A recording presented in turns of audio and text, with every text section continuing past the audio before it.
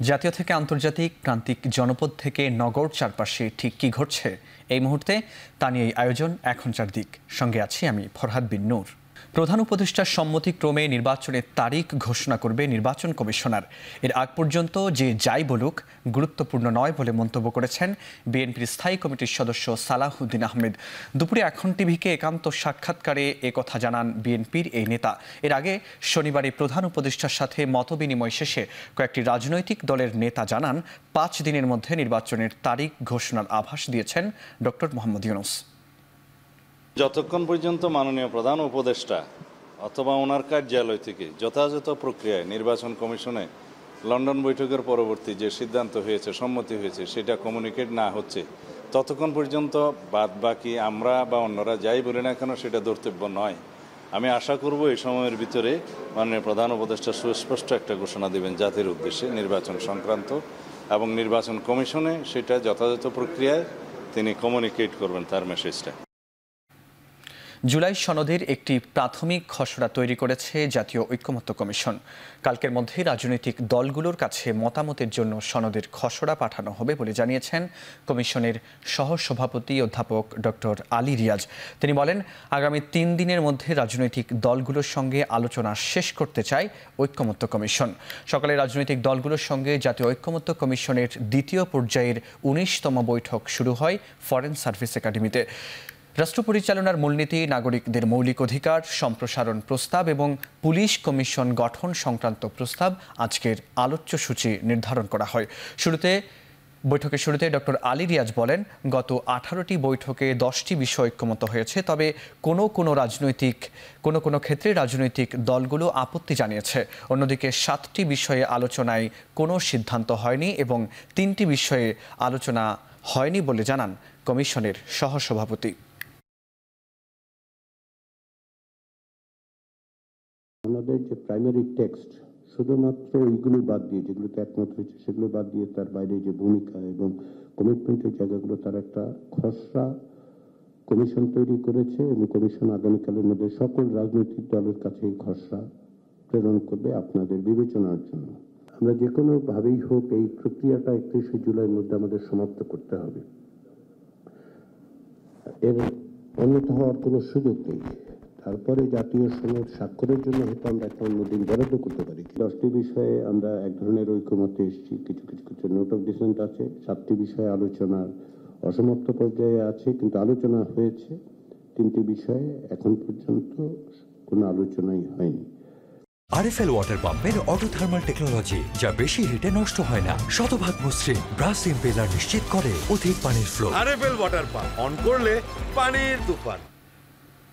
বিমান দুর্ঘটনায় দগ্ধ আরও 2 রোগীকে ছাড়পত্র দিয়েছে জাতীয় burn and plastic surgery institute.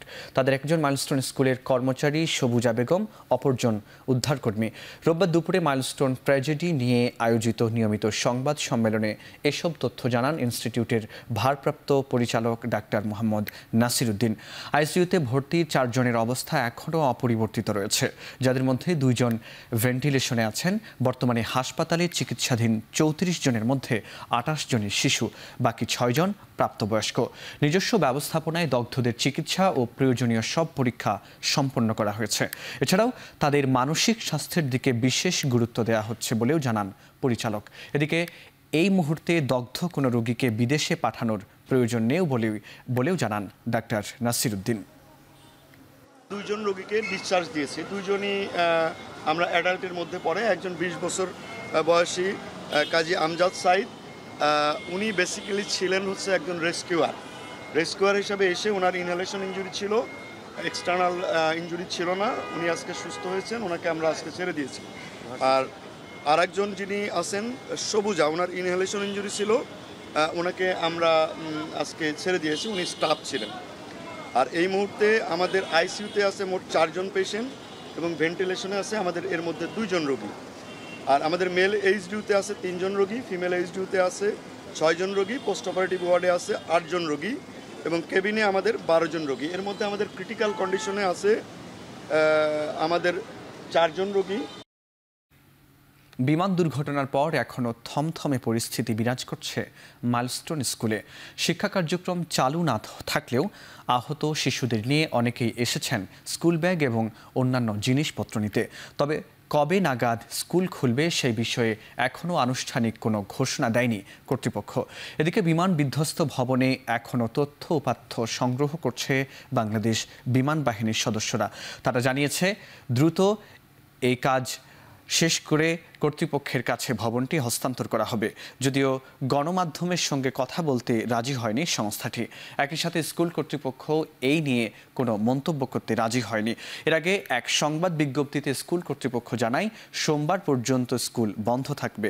এরপর পরিস্থিতি অনুযায়ী স্কুল খোলার বিষয়ে সিদ্ধান্ত নেবে কর্তৃপক্ষ। প্লেনটা তো পড়ছে পুরো 3 আর 4 এর মধ্যে, আর 5 এর আমাদের ডিটেনশন ছিল 16 জন, বাট সেটা ছিল টিব্রোজে। আমাদের সন্তান যারা আহত নিহত হয়েছে আমরা কিন্তু কেউ সচিবালয়ে যাই নাই।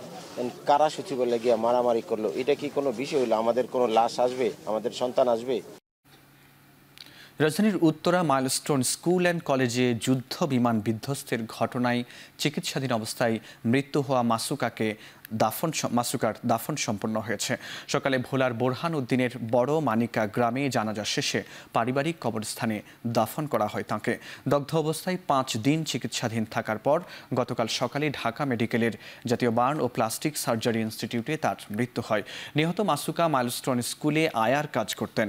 রোববার ভোর রাতে মাসুকার নিথর দেহ পৌঁছায় বড় মানিকা ইউনিয়নের 7 নম্বর ওয়ার্ডে তার গ্রামের বাড়িতে।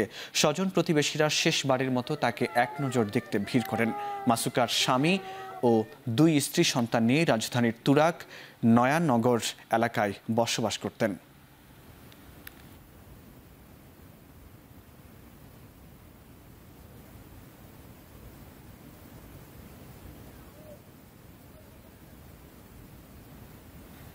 রাজধানীর গুলশানে সাবেক সংসদ সদস্য শাম্মী আক্তারের বাসায় ঢুকে সমন্বয়ক পরিচয়ে চাঁদাবাজির মামলায় গ্রেপ্তার 4 জনকে 7 দিন করে রিমান্ড দিয়েছেন আদালত।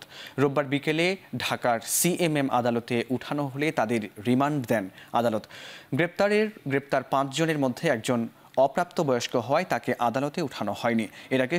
এর আগে শনিবার সন্ধ্যার পর গুলশানের 83 নম্বর রোডে সাবেক এমপির বাড়ি থেকে তাদের আটক করা হয়। পরে তাদের গুলশান থানা হেফাজতে নেয় পুলিশ জানায় রিয়াদ নামের সমন্বয়ক পরিচয় দানকারী এক তরুণের নেতৃত্বে এই চাঁদাবাজির ঘটনা ঘটে। চাঁদা দাবিকারী রিয়াদ গত 17 জুলাই দল বল সহ সাবেক এই এমপির বাড়িতে গিয়ে 50 লাখ টাকা দাবি করেন। সেদিন তারা 10 লাখ টাকা নিয়েও আসেন। চাঁদাবাজরা বাকি টাকা নেওয়ার জন্য সাবেক এমপির বাসায় যায়। এ সময়ই তাদের হাতে নাতে আটক করে পুলিশ।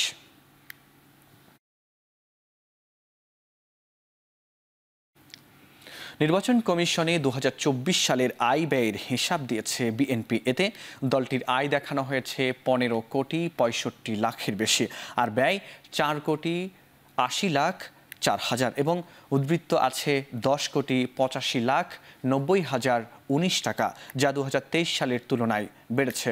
সকালে নির্বাচন ভবনে ইসি সচিব আক্তার আহমেদের কাছে এই হিসাব জমা দিয়েছে দলটি। এতে আয়ের খাত হিসেবে দলটির সদস্যদের মাসিক চাঁদা, বই পুস্তক বিক্রয়, ব্যাংক সুদ, এককালীন অনুদান উল্লেখ করেছে। আর ব্যয় হয়েছে ব্যক্তিগত সহযোগিতা, দুর্যোগকালীন সহযোগিতা, কর্মসূচি বাস্তবায়ন, লিফলেট, পোস্টার ছাপানো সহ বিভিন্ন কর্মসূচিতে। পরে দলটির সিনিয়র যুগ্ম মহাসচিব রুহুল কবির রিজভী বলেন, আগের নির্বাচন কমিশন প্রাতিষ্ঠানিকভাবে স্বাধীনতা হারিয়েছিল, ফ্যাসিবাদের অস্ত্র হয়ে উঠে দিনের ভোট রাতে করেছিল। বর্তমান নির্বাচন কমিশনের প্রতি প্রত্যাশার কথা জানিয়ে তিনি বলেন, নির্বাচন বানচালের চেষ্টা করছে গণতন্ত্র ধ্বংসকারীরা। সরকারকে সতর্ক থাকার আহ্বান জানিয়েছেন তিনি।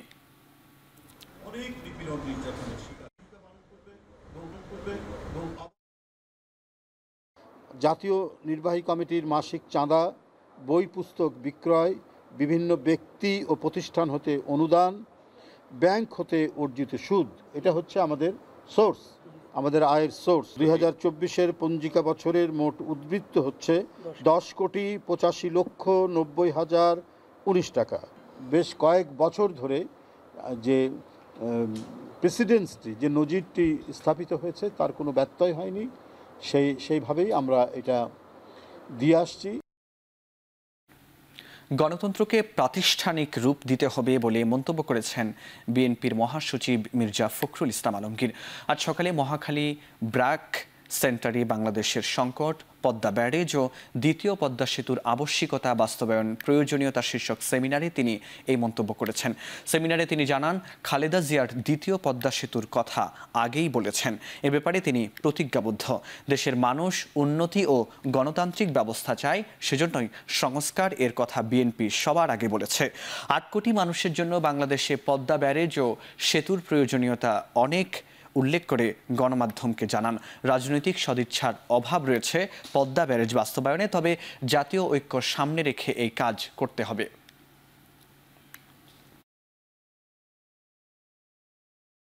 আমরা যদি ঐক্যবদ্ধ থাকি আমরা পারি, এবং আমার বিশ্বাস যে আমরা পারবো। আমার রাজনীতিবিদ হিসেবে আমি তো তাদের মতো আপনার টেকনোক্রেটস নই, এবং সেগুলো আমার জানানোর বিষয় নয়। কিন্তু আমি এইটুকু বুঝি যে আমার দেশের মানুষের যে পালস সেটা আমি বুঝি। আমার দেশের মানুষ উপরে উঠতে চায়, উন্নতি চায়, একটা সত্যিকার অর্থে গণতান্ত্রিক ব্যবস্থা চায়, এবং সেই গণতান্ত্রিক ব্যবস্থার মধ্যে দিয়ে কিন্তু সমস্ত বিষয়গুলোর সমাধানের পথ খুঁজে পাওয়া যাবে। জনগণ ও সরকারের মাঝে কোনো সেতু নেই বলেই আইনশৃঙ্খলা বাহিনী ঠিকভাবে কাজ করছে না, এমন অভিযোগ করেছেন বিএনপির স্থায়ী কমিটির সদস্য আমির খসরু মাহমুদ চৌধুরী। একই কারণে দেশে বিনিয়োগ আসছে না বলেও দাবি করেন তিনি।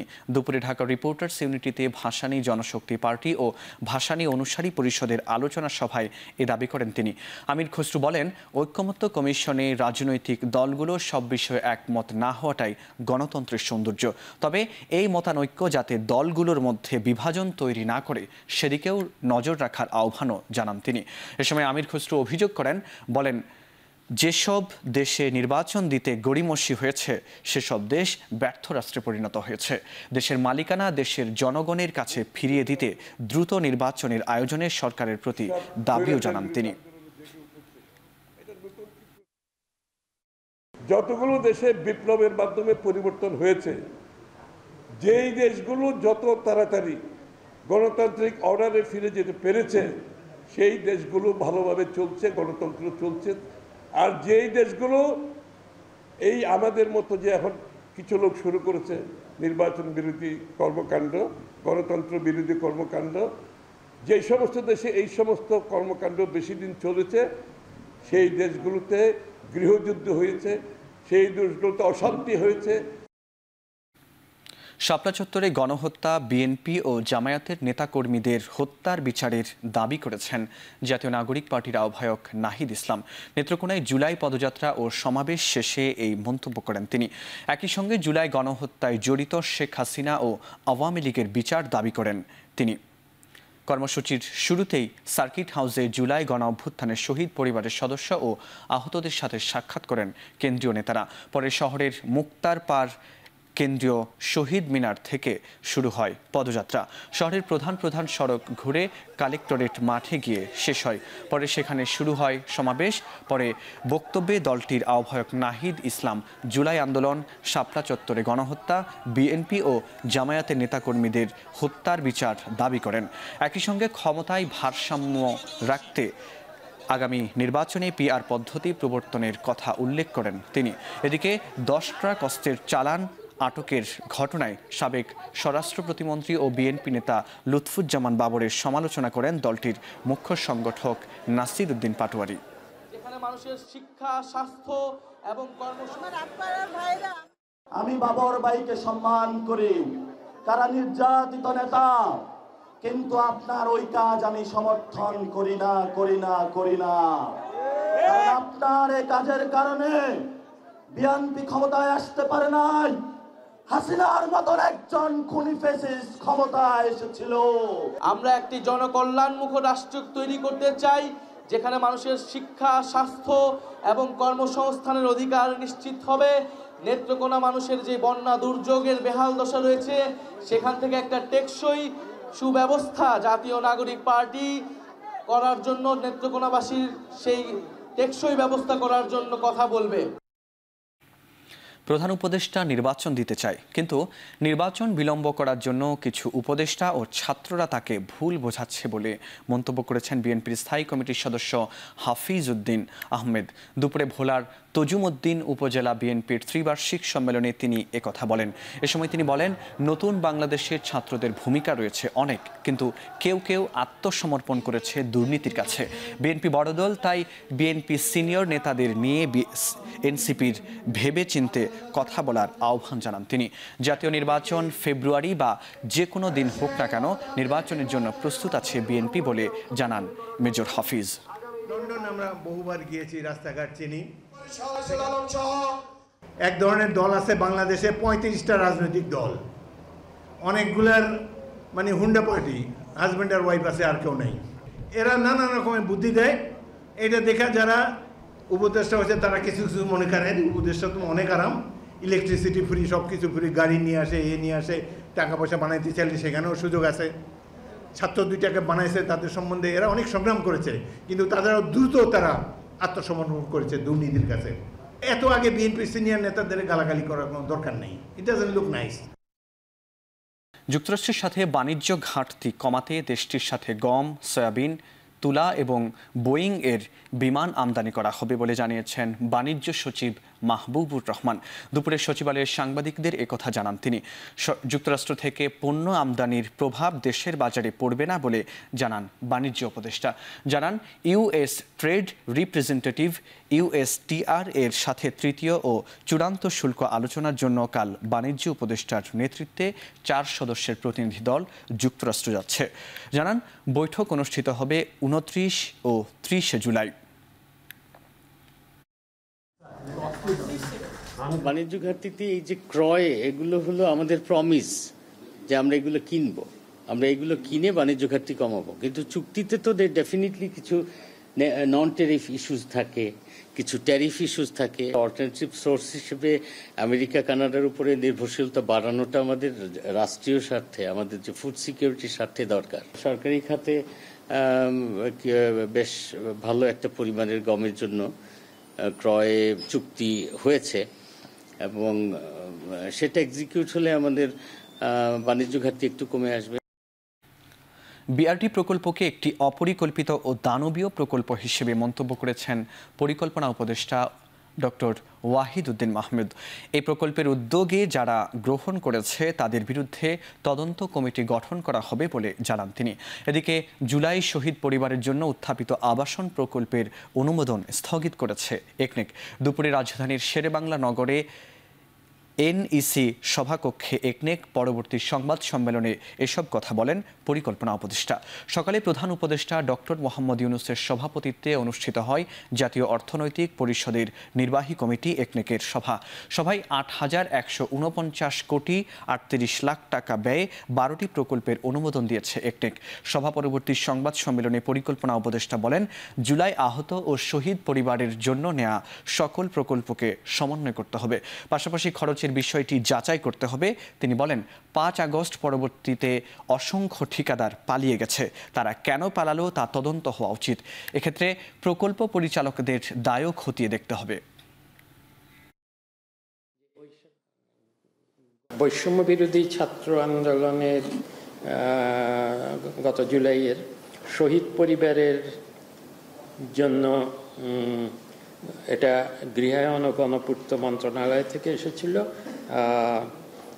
এটাতে হলো মিরপুরে কিছু 1355 বর্গফুট আয়তনের 804টি আবাসিক ফ্ল্যাটের পরিকল্পনার একটা প্রস্তাব এসেছিল। কাগজপত্রগুলো দেখে আমাদের মনে হয়েছে এটা যথাযথভাবে এটার খরচের মূল্যায়ন হওয়া উচিত টেন্ডারে যাওয়ার আগে। সাবেক বিমান বাহিনী প্রধান শেখ আব্দুল হান্নানের বিরুদ্ধে 3,28 লাখ টাকার জ্ঞাত আয় বহির্ভূত সম্পদ অর্জন এবং তার নিজ নামে 27,63 লাখ টাকার বেশি সন্দেহজনক লেনদেন অনুসন্ধানে প্রমাণিত হওয়ায় মামলা করার সিদ্ধান্ত নিয়েছে দুদক। রোববার দুদক কার্যালয়ে ব্রিফিংয়ে এই সিদ্ধান্তের কথা জানান মহাপরিচালক। একই সাথে সাবেক বিমান বাহিনীর প্রধানের স্ত্রীর অবৈধ সম্পদ ও সন্দেহজনক লেনদেনের কারণে আরও একটি মামলা করার সিদ্ধান্ত নিয়েছে দুর্নীতি দমন কমিশন। তার স্ত্রীর বিরুদ্ধে 1,91,00,000 টাকার মূল্যের বেশি সম্পদ অর্জন এবং দখলে রাখা এবং 32টি ব্যাংকে হিসাব 1,18,00,000 টাকার বেশি সন্দেহজনক লেনদেন অনুসন্ধানে প্রমাণিত হয়েছে বলে জানান দুদকের মহাপরিচালক। অবৈধ সম্পদ অর্জনের পাশাপাশি কাতার, দুবাই সহ বিভিন্ন দেশে ব্যবসা প্রতিষ্ঠান এবং অবৈধ সম্পদ এবং কানাডায় সন্তানদের নামে বিপুল অবৈধ সম্পদের তথ্য পাওয়া গেছে। অভিযোগ সংশ্লিষ্ট air chief marshal Sheikh Abdul Hannan, সাবেক বিমান বাহিনী প্রধান, আর নিজ নামে 6টি ব্যাংক হিসাবে 27,63,00,000 টাকারও বেশি সন্দেহজনক লেনদেন করে উক্ত অর্থ হস্তান্তর, স্থানান্তর, রূপান্তর করার অপরাধ অনুসন্ধানকালে প্রমাণিত হয়েছে। জনাব তাহমিদা বেগম তার স্বামী air chief marshal Sheikh Abdul Hannan সাবেক বিমান বাহিনী প্রধানের সহায়তায় জ্ঞাত আয়ের উৎসের সাথে অসঙ্গতিপূর্ণ 1,91,00,000 টাকারও বেশি মূল্যের সম্পদ অর্জন ও দখলে রাখা এবং 32টি ব্যাংক হিসাবে 1,18,00,000 টাকারও বেশি সন্দেহজনক লেনদেন করার অপরাধ অনুসন্ধানকালে প্রমাণিত হয়েছে। জুলাই বিপ্লব শুধু একটি অতীত নয়, এটি একটি চলমান সংগ্রাম। রোববার ঢাকা কলেজে আয়োজিত জাগ্রত জুলাই 24 অনুষ্ঠানে এমনটাই বললেন গণতান্ত্রিক ছাত্র সংসদ ও বৈষম্য বিরোধী আন্দোলনের শীর্ষ নেতারা। বাংলাদেশ গণতান্ত্রিক ছাত্র সংসদের আয়োজনে অনুষ্ঠিত হয় জাগ্রত জুলাই 24 অনুষ্ঠান। এতে বক্তারা বলেন, চলতি জুলাই মাসের মধ্যেই জুলাই সনদ ও ঘোষণাপত্র বাস্তবায়নের কোনো বিকল্প নেই। সাথে দেশের সামরিক খাতকে ঢেলে সাজানোর দাবিও তোলেন তারা।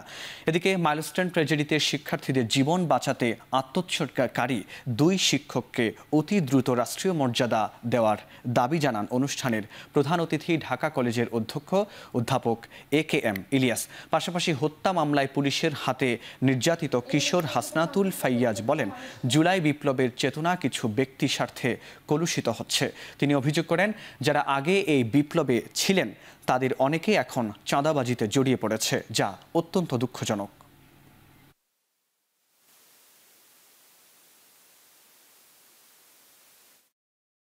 যে 2জন শিক্ষক তাদের জীবন আত্মাহুতি দিয়ে ছাত্রদেরকে বাঁচিয়েছেন, তাদেরকে রাষ্ট্রীয়ভাবে জাতীয় বীরের মর্যাদা দেওয়া হোক, এই প্রত্যাশা আমি করছি রাষ্ট্রের কাছে। আমরা এমন একটি সিন্ডিকেটের কবলে আছি, এই সিন্ডিকেটকে ডিসেন্ট্রালাইজ করতে হবে অথবা এই সিন্ডিকেটকে ভেঙে একদম চুরমাচুর করে দিতে হবে। জুলাই বিপ্লব পরবর্তী সময় ঢাকা কলেজে যে পরিমাণ গুরুত্ব দেওয়ার কথা ছিল, কিন্তু আমার কাছে মনে হচ্ছে সেই জায়গা থেকে অনেকটাই অবহেলিত হচ্ছে ঢাকা কলেজ। গোপালগঞ্জে সংঘাতের ঘটনায় শিশুদের গ্রেপ্তারের ক্ষেত্রে শিশু আইন সঠিকভাবে মানা হয়েছে কিনা তদন্তে কমিটি গঠনের নির্দেশ দিয়েছেন হাইকোর্ট। একই সাথে শিশু আইন প্রয়োগে সংশ্লিষ্টদের নিষ্ক্রিয়তা কেন বেআইনি নয় জানতে রুল জারি করেছেন আদালত। বিচারপতি কাজী জিনাত হক ও বিচারপতি আইনুন নাহার সিদ্দিকীর হাইকোর্ট বেঞ্চ এই আদেশ দেন। অভিযোগ আছে, সম্প্রতি গোপালগঞ্জে এনসিপির সমাবেশে স্থানীয় আওয়ামী লীগ, ছাত্রলীগ সহ অন্যান্যরা প্রথমে হামলার পর আইনশৃঙ্খলা বাহিনীর সাথে সংঘর্ষ বাধে। এতে 5 জন নিহত ও আহত হয় অনেকে। এ ঘটনায় করা মামলায় 300-র বেশি আসামি গ্রেপ্তার করেছে পুলিশ। এর মধ্যে 9 শিশু থাকার খবর গণমাধ্যমে প্রকাশ হলে তা তুলে ধরে আদালতে রিট করেন 2 আইনজীবী উৎপল বিশ্বাস ও আবেদা বুলবুল। এসব শিশুদের গ্রেপ্তারে শিশু আইন যথাযথভাবে মানা হয়নি বলে চ্যালেঞ্জ করেন তারা। এ রিটের প্রাথমিক শুনানিতে আদালত বিষয়টি খতিয়ে দেখতে কমিটি গঠনের নির্দেশ দিয়েছে। আগামী 5 নভেম্বরের মধ্যে তাদের প্রতিবেদন দিতে বলা হয়েছে।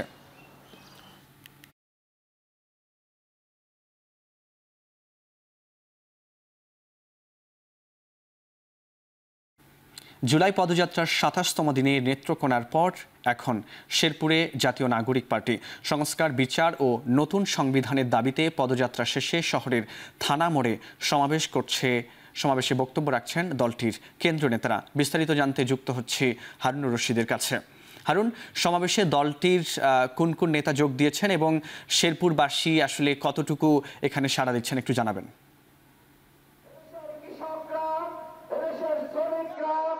ফরহাদ, আজকে জুলাই পদযাত্রার ২৭তম দিন এবং ২৭তম দিনে আজকে নেত্রকোনায় সকালে এনসিপির পদযাত্রা এবং সমাবেশ অনুষ্ঠিত হয়েছে এবং এরপর কিন্তু শেরপুরে এখন এনসিপির টিম এবং আমরা দেখতে পাচ্ছি যে শেরপুরে পদযাত্রা শেষে এখন সমাবেশের যে কার্যক্রম সেটি শুরু হয়েছে। ইতিমধ্যেই জাতীয় নাগরিক পার্টি এনসিপির দক্ষিণাঞ্চলের সংগঠক হাসনাত আবদুল্লাহ এবং উত্তরাঞ্চলের সংগঠক সার্জিস আলম ইতিমধ্যেই মঞ্চে এসে উপস্থিত হয়েছেন এবং কেন্দ্রীয় নেতারা এসেছেন এবং কিছুক্ষণের মধ্যেই এনসিপির আহ্বায়ক নাহিদ ইসলাম এই সমাবেশস্থলে উপস্থিত হবেন এবং ইতিমধ্যেই কিন্তু সমাবেশের যে কাজ সেটি কিন্তু শুরু হয়েছে। আমরা দেখতে পাচ্ছি যে স্থানীয় যারা নেতৃবৃন্দ রয়েছেন তারা কিন্তু কথা বলছেন এবং নাহিদ ইসলাম কিছুক্ষণের মধ্যেই সমাবেশস্থলে আসবেন এবং এরপর কিন্তু আনুষ্ঠানিক যে কার্যক্রম সেটি শুরু হবে এবং কেন্দ্রীয় এনসিপি নেতারা কিন্তু বক্তব্য রাখবেন। ইতিমধ্যেই এই শেরপুরের যে থানার মোড়ে যেখানে এনসিপির সমাবেশ অনুষ্ঠিত হচ্ছে সেই থানার মোড় কিন্তু এখন কানায় কানায় পূর্ণ। আমরা দেখতে পাচ্ছি যে দুপুর থেকেই কিন্তু শেরপুরের বিভিন্ন এলাকা থেকে বিভিন্ন উপজেলা থেকে এনসিপির নেতাকর্মীরা মিছিল নিয়ে এই শেরপুর শহরে এসেছেন এবং মিছিল নিয়ে কিন্তু এখন থানার মোড়ে যে সমাবেশ অনুষ্ঠিত হচ্ছে সেই সমাবেশস্থলে কিন্তু এসেছেন এবং এই যে সমাবেশের যে মঞ্চ এই মঞ্চের তিন দিকে কিন্তু একেবারে লোকে লোকারণ্য হয়ে গেছে এবং সাধারণ মানুষ ছাত্র জনতা কিন্তু আজকের এই যে সমাবেশ সেটি উপভোগ করছেন এবং এখানে আমরা কথা বলেছিলাম স্থানীয় যে এনসিপির নেতাকর্মী যারা রয়েছেন তাদের সাথে। তারা যে বিষয়টি বলেছেন যে এই জুলাই পদযাত্রার মাধ্যমে এনসিপির যে গণজোয়ার সৃষ্টি হয়েছে সেই গণজোয়ার সৃষ্টিতে আগামী নির্বাচনে যে অনুষ্ঠিত হবে সেই নির্বাচনে এনসিপি যদি নির্বাচনে অংশগ্রহণ করে সেখানে ভালো ফলাফল করবে বলে তারা আশাবাদ ব্যক্ত করেছেন এবং তারা যেটি বলেছেন যে এনসিপি যে লক্ষ্য নিয়ে আন্দোলন করছে একটি কল্যাণমূলক মানবিক রাষ্ট্র গঠনের যে কার্যক্রম তারা শুরু করেছেন এবং যেখানে তারা সংস্কার দাবি করছেন, সংস্কার বিচার এবং নতুন সংবিধানের দাবিতে তারা যে পদযাত্রা শুরু করেছেন সেই পদযাত্রার আজকে ২৭তম দিন এবং এই ২৭তম দিনে এসে এবং তারা যে সফলতা পেয়েছেন এনসিপি নেতারা যেটি বলছেন সারা দেশে তারা যে সাড়া পেয়েছেন সেই সাড়াতে কিন্তু তারা আশা করছেন যে আগামী ৩ আগস্ট যে সমাবেশ হবে ঢাকায় সেই সমাবেশে কোটি কোটি মানুষের পদচারণা হবে এবং সেখান থেকেই তাদের যে দাবি দাওয়া এবং যে জুলাই সনদ সেটি ঘোষণা করা হবে সেটি কিন্তু তারা বলছেন এবং ইতিমধ্যেই এখানে কিন্তু সমাবেশের কার্যক্রম শুরু হয়েছে। কিছুক্ষণের মধ্যেই কেন্দ্রীয় নেতারা বক্তব্য রাখবেন। তো এই ছিল আমার কাছে শেরপুর থেকে এনসিপির যে পদযাত্রা এবং সমাবেশ তার সর্বশেষ খবর। এনসিপির জুলাই পদযাত্রার সবশেষ তথ্য জানাচ্ছিলেন শেরপুর থেকে সহকর্মী হারুনুর রশিদ, যুক্ত ছিলাম সেখানে। ফরেন সার্ভিস একাডেমিতে জাতীয় ঐক্যমত্য কমিশনের দ্বিতীয় পর্যায়ের ১৯তম বৈঠক শেষে ব্রিফিং করছেন সালাউদ্দিন আহমেদ, যুক্ত হচ্ছে সেখানে। যে কোনোভাবে স্বৈরতন্ত্রের উদ্ভব যাতে না হয়, ফেসিবাদের উৎপাদন যাতে না হয় সেটা বন্ধ করার জন্য এক ব্যক্তি প্রধানমন্ত্রী পদে সর্বোচ্চ ১০ বছরের বেশি বহাল থাকবেন না বা ওই পদে আরোহণ করতে পারবেন না, সেই প্রস্তাবটা আমাদের। সেটা যতবারই হোক, যত মেয়াদেই হোক, বৎসরটা সীমাবদ্ধ করে দেয়া হলো। তো এইখানে আমাদের সেই প্রস্তাবের সাথে আমাদের একটা শর্ত ছিল। শর্তটা ছিল যে আমরা সাংবিধানিক কোনো প্রতিষ্ঠানে এবং সংবিধিবদ্ধ কোনো প্রতিষ্ঠানে কমিটি করে যে নিয়োগের প্রস্তাবটা হয়েছিল সেটার সাথে আমরা একমত থাকব না। তবে পরবর্তীকালে আমরা আলাপ আলোচনা করে এবং আমরা উপযুক্ত বিবেচনা করেছি যে জাতীয় নির্বাচন কমিশনের গঠনটা সাংবিধানিকভাবে সংবিধানে যেন গঠন প্রক্রিয়াটা উল্লেখ থাকে। আইন তো আছে, কিন্তু সেই কমিটি আপনারা নিশ্চয়ই ইতিমধ্যে সেটার সিদ্ধান্ত তো পেয়েছেন যে নির্বাচন কমিশন স্বাধীনভাবে যাতে নিযুক্ত হয়, নির্বাচন কমিশন যাতে নির্বাহী বিভাগের প্রভাবমুক্ত থাকে, সেই হিসাবে বিরোধী দল, সরকারি দল এবং জুডিশিয়ারির একজন সহ সেই কমিটি তারা নির্বাচন কমিশন গঠন করবেন। তবে তাদেরকে সহায়তার জন্য সাচিবিক কার্যক্রমের জন্য আর একটা সার্চ কমিটি গঠিত হবে। সার্চ কমিটিটা অনেকটা স্পিকারের অফিস থেকেই সেই সাচিবিক দায়িত্বটা পালন করবে। তারা সারা দেশ থেকে নাম প্রস্তাব করবেন, জনগণ সেখানে নাম প্রস্তাব করতে পারে, সমাজের বিভিন্ন শ্রেণী পেশার লোক এবং রাজনৈতিক দলকে প্রস্তাব করবে, রাজনৈতিক দলসমূহ প্রস্তাব করবে। সেই নামগুলোর থেকে শর্ট লিস্টিং করে স্ক্রুটিনি করে তারা সেটা ওই সর্বোচ্চ কমিটির কাছে প্লেস করবে এবং সেই সাংবিধানিক কমিটিটা যারা নির্বাচন কমিশন নিয়োগ করবেন, নির্বাচন কমিশনের সদস্য এবং প্রধান নির্বাচন কমিশনদের নিয়োগ করবেন, সেই কমিটির কাছে প্লেস করবে। কিন্তু সেই কমিটিও নিজস্ব বিবেচনায় এই শর্ট লিস্টিংয়ের বাইরেও তারা নিজস্ব বিবেচনায় তাদের নাম প্রস্তাব করতে পারবেন, অন্য নাম প্রস্তাব করতে পারবেন। ফরেন সার্ভিস একাডেমিতে জাতীয় ঐক্যমত্য কমিশনের দ্বিতীয় পর্যায়ের 19তম বৈঠক শেষে ব্রিফিং করছিলেন সালাউদ্দিন আহমেদ। সরাসরি যুক্ত ছিলাম সেখানে। বঙ্গোপসাগরে সৃষ্ট গভীর নিম্নচাপটি স্থল নিম্নচাপে পরিণত হওয়ায় দেশের সব সমুদ্র বন্দর ও নদী বন্দর থেকে সতর্কতার সংকেত নামিয়ে ফেলা হয়েছে। তবে এখনও কক্সবাজার, চট্টগ্রাম সহ বিভিন্ন এলাকায় মাঝারি থেকে ভারী বৃষ্টি হচ্ছে, যা আরও 2-3 দিন অব্যাহত থাকতে পারে বলে আভাস দিয়েছে আবহাওয়া অফিস। এদিকে বৈরী আবহাওয়ার মাঝেই জোয়ারের পানি তোড়ে ভেঙে যাওয়ায় মেরিন ড্রাইভের 3টি অংশে মেরামতের কাজ করছে সেনাবাহিনী, কিন্তু সৈকতের ভাঙা অংশে এখনও কাজ শুরু করতে পারেনি পানি উন্নয়ন বোর্ড। পটুয়াখালীতে বিধ্বস্ত হয়েছে রাবনা বাঁধ নদের বেড়িবাঁধের 120 মিটার অংশ। তবে মেরামত কাজ শুরু না হওয়ায় স্থানীয়দের মাঝে আতঙ্ক বিরাজ করছে। অন্যদিকে নিম্নচাপের প্রভাবে মেঘনা নদীর জোয়ারের পানিতে প্লাবিত হয়েছে চাঁদপুরের হাইমচরের নিম্নাঞ্চল। ক্ষতিগ্রস্ত হয়েছে প্রায় 50 হেক্টর ফসলি জমি। এছাড়া রাত থেকে টানা বৃষ্টিতে চট্টগ্রামের বিভিন্ন এলাকায় সৃষ্টি হয় জলাবদ্ধতা। এতে ভোগান্তিতে পড়েন নগরবাসী।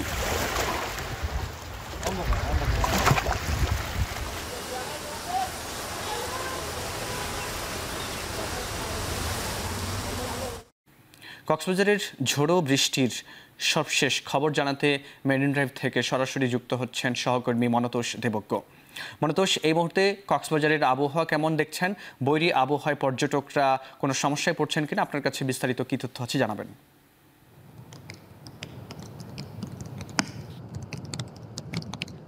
আকাশ এখনো মেঘাচ্ছন্ন এবং সকাল থেকে আসলে থেমে থেমে বৃষ্টিপাত অব্যাহত রয়েছে এবং মেরিন ড্রাইভ জুড়ে আসলে বিভিন্ন অংশে ভাঙন দেখা দিয়েছে। বিশেষ করে টেকনাফের যে শূন্য পয়েন্ট আছে সেখান থেকে শুরু করে প্রায় 3 কিলোমিটার এলাকা, এর মধ্যে অন্তত 6টি অংশে ভাঙন দেখা দিয়েছে। গতকাল পর্যন্ত 3টি অংশে ভাঙন তৈরি হলেও আজকে বিকেল পর্যন্ত আরও 3টি স্থানে নতুন করে আসলে ভাঙন তৈরি হয়েছে এবং এইসব জায়গায় আমরা দেখছি যে সেনাবাহিনীর যে ইসিবি 34 ইসিবি তাদের সদস্যরা কিন্তু এখানে কাজ করছেন। মাটি ভরাটের কাজ এই মুহূর্তে আমরা যে জায়গায় আছি এটি টেকনাফের সাবরাং ইউনিয়নের মুন্ডারডেল এলাকা। এই অংশটিতে আজকে যে ভাঙনটি তৈরি হয়েছে, বড় আকারের ভাঙন, সেটি ভরাটের কাজ মূলত সকাল থেকে এখানে হচ্ছে এবং এর পাশেই কিন্তু কয়েকশো মিটার আসলে জিও ব্যাগ বসানো হয়েছে ইতিমধ্যে এবং এই মুহূর্তে মাটি ভরাটের কাজ চলছে। এরপরে সড়কের যে সংস্কারের কাজ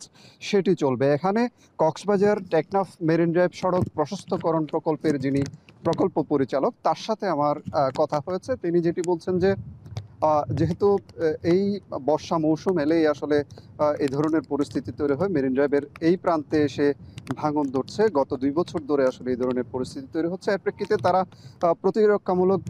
তাৎক্ষণিক প্রতিরক্ষামূলক ব্যবস্থা হিসেবে এই জিও ব্যাগ এবং মাটি ভরাটের কাজটি আপাতত তারা করছেন। তবে তাদের দীর্ঘমেয়াদী যে পরিকল্পনা সেটি হচ্ছে, যেহেতু স্থানীয়দেরও চাওয়া হচ্ছে কি টেকসই বাঁধ নির্মাণ হোক এই মেরিন ড্রাইভ ধরে, যেটি আসলে কক্সবাজার শহর থেকে ইনানির পাটুয়ারটেক পর্যন্ত অংশে যে ধরনের বড় পরিসরে যে বাঁধটি নির্মাণ করা হচ্ছে, সি ওয়াল নির্মাণ করা হচ্ছে, সেই ধরনের প্রকল্প এখানে নেওয়া যায় কিনা সেই পরিকল্পনা তারা করছেন এবং সে ধরনের একটি প্রকল্প প্রস্তাবনাও তারা তৈরি করবেন বলে আমাদের জানিয়েছেন। একইভাবে সড়ক ও জনপথ বিভাগ আসলে এই রক্ষণাবেক্ষণের খরচটির যোগান দেয় এবং সেনাবাহিনীর 34 ইসিবি এটির মূলত বাস্তবায়ন কাজ করে, সংস্কারের কাজ কিংবা দেখভালের কাজ সেটি তারা করে থাকে এবং এই যে ভাঙন তৈরি হচ্ছে তারা আসলে খুব দ্রুততম সময়ের মধ্যেই এখানে সংস্কারের কাজে হাত দিয়েছে। তবে কক্সবাজার সৈকতে যে ভাঙন তৈরি হয়েছে সেখানে কিন্তু পানি উন্নয়ন বোর্ডের অংশে এখন পর্যন্ত কোনো তৎপরতা লক্ষ্য করা যায়নি। এই ছিল সবশেষ। কক্সবাজারের ঝড়ো বৃষ্টির সবশেষ খবর জানাতে মেরিন ড্রাইভ থেকে সরাসরি যুক্ত ছিলেন সহকর্মী মনতোষ দেবজ্ঞ। চট্টগ্রাম সিটি কর্পোরেশন এলাকার বর্জ্য থেকে বিদ্যুৎ উৎপাদনের লক্ষ্যে কোরিয়া ও জাপানের সাথে চুক্তিবদ্ধ হতে যাচ্ছে চট্টগ্রাম সিটি কর্পোরেশন। শ্রেণীভেদে বর্জ্য ব্যবস্থাপনা নিশ্চিত করতে স্কুল ভিত্তিক সচেতনতামূলক কার্যক্রম শুরু করেছে কর্তৃপক্ষ। দুপুরে সিটি কর্পোরেশনের কার্যালয়ে নগরীর বর্জ্য ব্যবস্থাপনা সহ অন্যান্য বিষয়ে সাংবাদিকদের সাথে মতবিনিময়কালে এ তথ্য জানান চট্টগ্রাম মেয়র ডাক্তার শাহাদাত হোসেন। সম্প্রতি নগরীতে ডেঙ্গু ও চিকনগুনিয়ার প্রাদুর্ভাব বেড়ে যাওয়ায় নগরবাসীকে সচেতন হওয়ার পরামর্শ দেন তিনি। এডিস মশার হটস্পট পরিবর্তন নিয়ে গবেষণা টিম কাজ করছে বলেও জানান মেয়র। বাসাবাড়ির আঙিনায় পানি জমিয়ে রাখলে কিংবা ময়লা আবর্জনা ফেললে জরিমানার আওতায় আনা হবে বলেও হুঁশিয়ারি দেন তিনি। এছাড়া নগরের ১৬০০ কিলোমিটার ড্রেনেজ ব্যবস্থাপনার মাস্টার প্ল্যান তৈরির উদ্যোগ নেওয়া হচ্ছেও বলেও জানান সিটির মেয়র। নগরীকে সুন্দর করে গড়ে তুলতে সিটি গভর্নমেন্ট প্রতিষ্ঠার গুরুত্বের কথা তুলে ধরেন তিনি।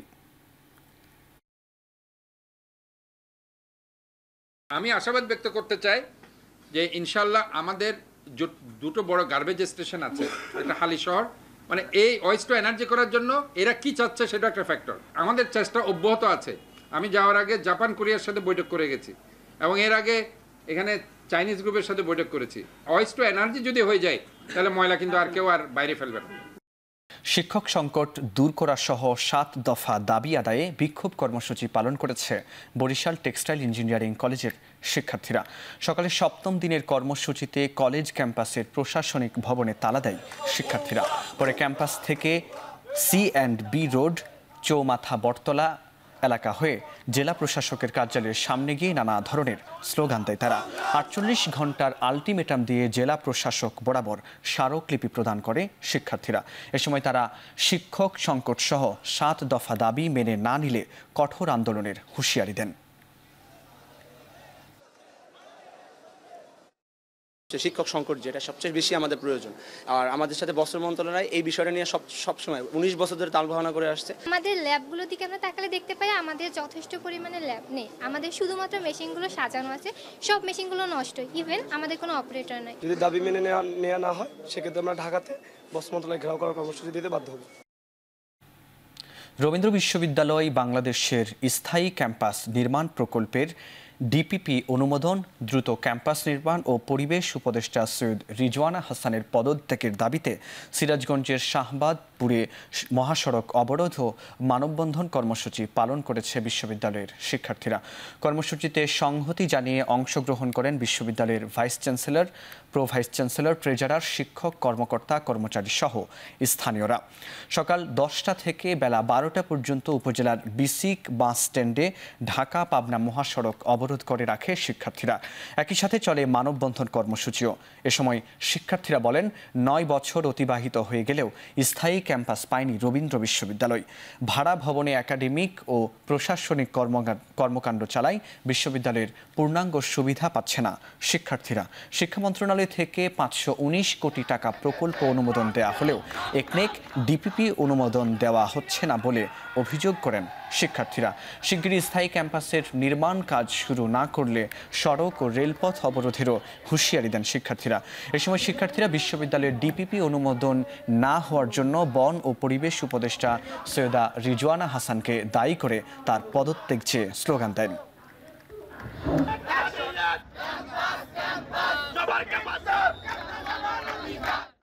রবীন্দ্র বিশ্ববিদ্যালয়ের শিক্ষক, কর্মকর্তা, কর্মচারী, বৃদ্ধ ও শিক্ষার্থীবৃন্দ সকলেই আজকে বেসিক বাস স্ট্যান্ডে এসে মানববন্ধন কর্মসূচি পালন করছি। আপনারা সবাই জানেন যে প্রতিষ্ঠার দীর্ঘ 9 বছর অতিক্রম করলো, আমাদের স্থায়ী ক্যাম্পাসের এখনো কার্যক্রম বাস্তবায়ন হয়নি। রবীন্দ্র বিশ্ববিদ্যালয় বাংলাদেশের একটা অন্যতম পাবলিক বিশ্ববিদ্যালয়। দীর্ঘ 8 বছর হচ্ছে যে প্রস্তাবিত হওয়ার পরেও আমাদের নির্দিষ্ট কোনো ক্যাম্পাস নাই। অন্য কলেজে আমাদের ক্লাস হচ্ছে। আমরা চাই আমাদের স্থানীয় ক্যাম্পাস আমাদের দরকার এবং এটা আমাদের যৌক্তিক দাবি। আন্তর্জাতিক প্রসঙ্গ। মার্কিন প্রেসিডেন্ট ডোনাল্ড ট্রাম্পের ফোনে যুদ্ধবিরতির প্রস্তাবে রাজি হলেও শনিবার রাতভর সীমান্তে পাল্টাপাল্টি হামলা চালিয়েছে থাইল্যান্ড ও কম্বোডিয়া। তবে মার্কিন প্রেসিডেন্টের এই উদ্যোগকে স্বাগত জানিয়েছে ব্যাংকক ও নমপেন। পাশাপাশি শনিবার থাই পররাষ্ট্র মন্ত্রণালয় এক বিবৃতিতে জানায়, অস্ত্রবিরতি কার্যকরে কম্বোডিয়ার সঙ্গে দ্বিপক্ষীয় বৈঠক চায় থাইল্যান্ড। বিবৃতিতে বলা হয়, মার্কিন প্রেসিডেন্টের সঙ্গে আলোচনার পর এমন সিদ্ধান্ত জানিয়েছেন থাইল্যান্ডের ভারপ্রাপ্ত প্রধানমন্ত্রী ফুমথাম ওয়ে চায়াচাই। তবে অস্ত্রবিরতি কার্যকর কম্বোডিয়ার সদিচ্ছা প্রয়োজন বলে মনে করেন থাই সরকার প্রধান। মার্কিন প্রেসিডেন্টের মাধ্যমে কম্বোডিয়ার রাষ্ট্রপ্রধানের কাছে অস্ত্রবিরতির শর্ত ও সংকট সমাধানের চূড়ান্ত রূপরেখা প্রস্তাবে করতে চায় থাইল্যান্ড, বলছে আন্তর্জাতিক গণমাধ্যম।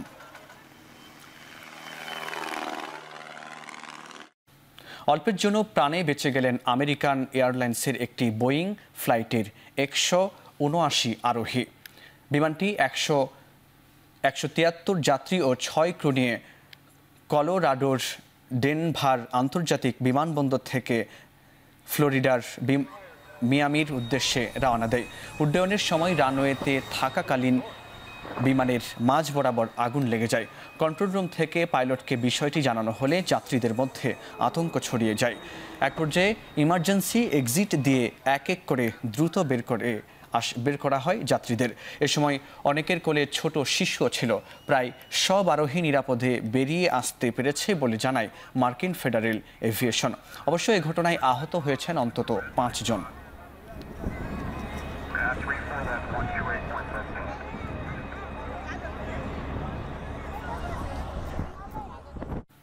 ভারতের উত্তরাখণ্ডের হারিদুয়ারে একটি মন্দিরে পদদলিত হয়ে নিহত হয়েছেন অন্তত 7 জন। এই ঘটনায় আহত হয়েছেন অনেকে। আহতদের চিকিৎসার জন্য স্থানীয় হাসপাতালে নেওয়া হয়েছে। ভিড়ের মধ্যে মন্দিরের প্রধান সিঁড়ি দিয়ে ওঠার সময় হুড়োহুড়িতে বেশ কয়েকজন নিচে পড়ে যান। সে সময় পদদলিত হয়ে নিহত হন তারা। বিষয়টি নিশ্চিত করেছে উত্তরাখণ্ড পুলিশ। এ ঘটনায় শোক জানিয়েছেন রাজ্যটির মুখ্যমন্ত্রী পুষ্কর জিং ধামি। বছরের এই সময়টাতে শিব ভক্ত সনাতন ধর্মাবলম্বীরা গঙ্গার জল সংগ্রহ করতে হারিদুয়ারে আসেন।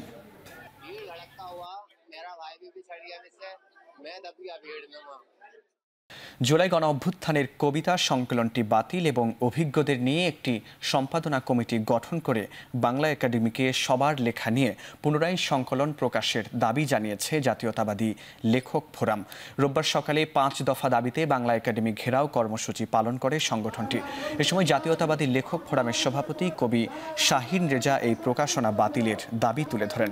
বলেন, জুলাই চেতনা ধারণকারী কবিদের নিয়ে অবিলম্বে একটি সম্পাদনা পরিষদ গঠন করে নতুন করে লেখা আহ্বানের মাধ্যমে একটি সার্বজনীন ও গ্রহণযোগ্য সংকলন প্রকাশ করতে হবে। আগামী 7 দিনের মধ্যে এই দাবি মানা না হলে কঠোর আন্দোলন গড়ে তোলার হুঁশিয়ারি দেন তিনি। একই সঙ্গে একাডেমিকে ঘাপটি মেরে লুকিয়ে থাকা ফ্যাসিস্টদের বিরুদ্ধে প্রশাসনিক ব্যবস্থা গ্রহণের দাবিও জানানো হয়। প্রতিবাদ কর্মসূচিতে জাতীয়তাবাদী লেখক ফোরাম সহ বিভিন্ন সংগঠনের কবি সাহিত্যিকরা অংশ নেন।